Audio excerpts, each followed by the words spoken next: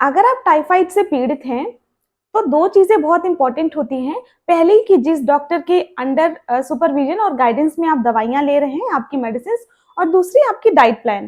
तो इस वीडियो में हम बात करेंगे कि दवाइयाँ लेने के साथ-साथ आपको खाने में क्या खाना चाहिए और क्या नहीं खाना चाहिए। हेलो फ्रेंड्स, सोनम क्लिनिक में आप सभी का स्वागत है। मैं हूँ डॉक्टर आयशा।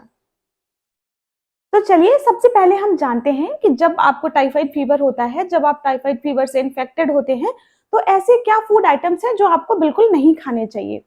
सबसे पहली चीज़, मैदे से बनी हुई कोई भी चीज़, क्योंकि मैदा हमारी पाचन प्रक्रिया को स्लो करता है, इसलिए आपको मैदे से बनी हुई किसी भी चीज़ का सेवन नहीं करना चाहिए।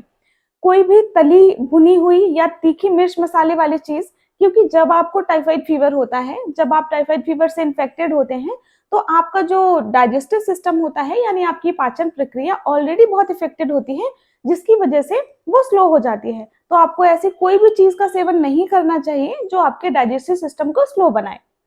तीसरी चीज़ कि हाई फाइबर इंटेक आपको बिल्कुल नहीं करना चाहिए। हाई फाइबर इंटेक में बहुत सारे ड्राई फ्रूट्स आते हैं, बहुत सारे सीरियल्स होते हैं, जैसे कि गेहूँ जो होता है उसमें भी जो फाइबर की मात्रा होती है वो बहुत ज़्यादा होती है। फलों में, कई सारे फलों में भी फाइबर की मात्रा ज़्यादा होती है। ऐसा मैं इसलिए कह रही हूँ क्योंकि हाई फाइबर इंटेक से आपका जो डाइजेस्टिव सिस्टम है वो स्लो हो जाएगा, क्योंकि ये हाई फाइबर फूड्स ऐसे होते हैं जो काफ़ी ज़्यादा समय लेते हैं भोजन को डाइजेस्ट होने के लिए। इसलिए आपको ऐसा कोई भी भोजन नहीं लेना चाहिए जो ज़्यादा समय ले पचने के लिए। तो चलिए अब जानते हैं कि टाइफाइड फीवर से अगर आप इन्फेक्टेड हैं, तो आप क्या चीज़ें अपनी डाइट में शामिल करेंगे जिससे कि आपकी जो रिकवरी रेट है वो ज़्यादा हो जाएगी और आप जल्दी रिकवर करेंगे।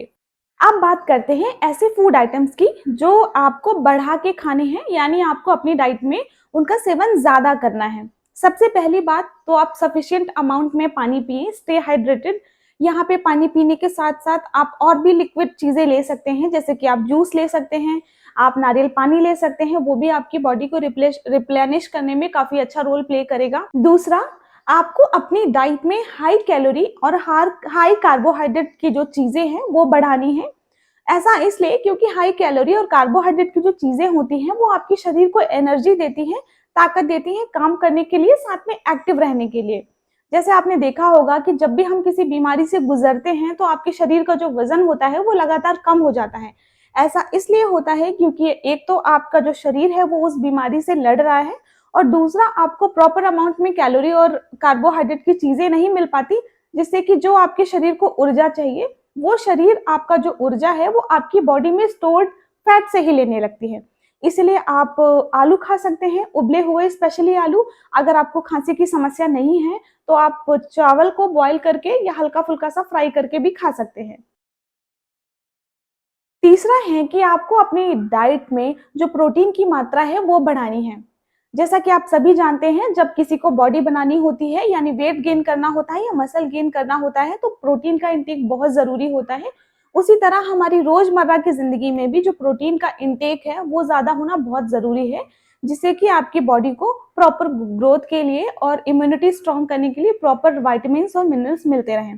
तो आप प्रोटीन की जगह पे आप ले सकते हैं उबले हुए अंडे, जिसमें से आप जो अंडे का सफ़ेद भाग है उसका सेवन करें, पीला वाला भाग छोड़ दें। साथ में बहुत सारी दालों में प्रोटीन की मात्रा बहुत ज़्यादा होती है, आप दालों का सेवन कर सकते हैं, और प्रोटीन के बहुत सारे अच्छे सोर्सेज़ भी होते हैं। ऐसी कोई भी भोजन का सेवन ना करें, प्रोटीन में भी, जैसे कि सोयाबीन होता है वो बहुत रिच होता है प्रोटीन में, लेकिन वो थोड़ा स्लो डाइजेस्ट होता है, इसलिए ऐसे कोई भी चीज़ का सेवन ना करें जो आपके शरीर में ज़्यादा समय लेती है पचने के लिए।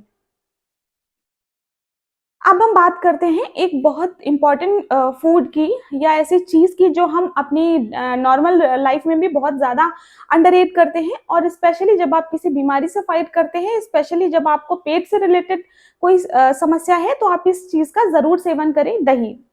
दही, आप बहुत सारे मिथ होती हैं, बहुत मिसकॉन्सेप्शन होते हैं, बहुत सारे लोग बोलते हैं कि आपको दही का सेवन नहीं करना चाहिए। ऐसा कुछ नहीं है।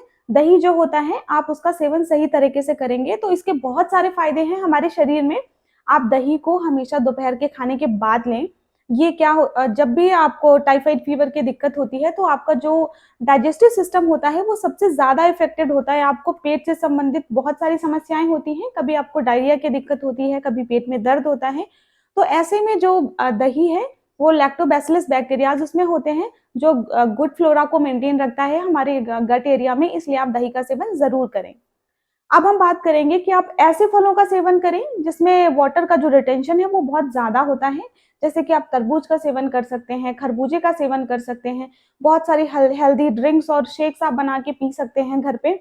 इन सारी चीजों का आपको सेवन करना चाहिए। अगर हम इस वीडियो को समअप करें लास्ट में, तो समअप ये है कि आपको ऐसी सारी चीजें जो बाहर की चीजें होती हैं, जो मैदे से बनी होती हैं, तली भुनी चीजें, हाई फाइबर की चीजें बिल्कुल नहीं खानी है। आपको हाई प्रोटीन लेना है, हाई कैलोरी कार्बोहाइड्रेट लेना है, आपको खूब मात्रा में पानी पीना है। आपको सिर्फ ऐसे फल और सब्जियां खानी है जिसको आप अंदर से छील के खाते हैं, आपको उबले हुए आलू खाने हैं, और साथ में आप अपनी बॉडी में जो वाटर रिटेंशन है उसको बनाए रहें। तो अगर आप ये सारी चीजें फॉलो करते हैं तो आप देखेंगे कि आपकी जो रिकवरी है वो बहुत अच्छी तरह से हो रही है टाइफाइड से, और आपको कोई मेजर समस्या भी टाइफाइड में उत्पन्न नहीं होगी। तो this was all for the today's video. अगर आपको मेरा वीडियो पसंद आया हो तो मेरे वीडियो को लाइक करें, मेरे चैनल को सब्सक्राइब करें। स्वस्थ रहें, सुरक्षित रहें। See you in the next video. Till then, bye bye.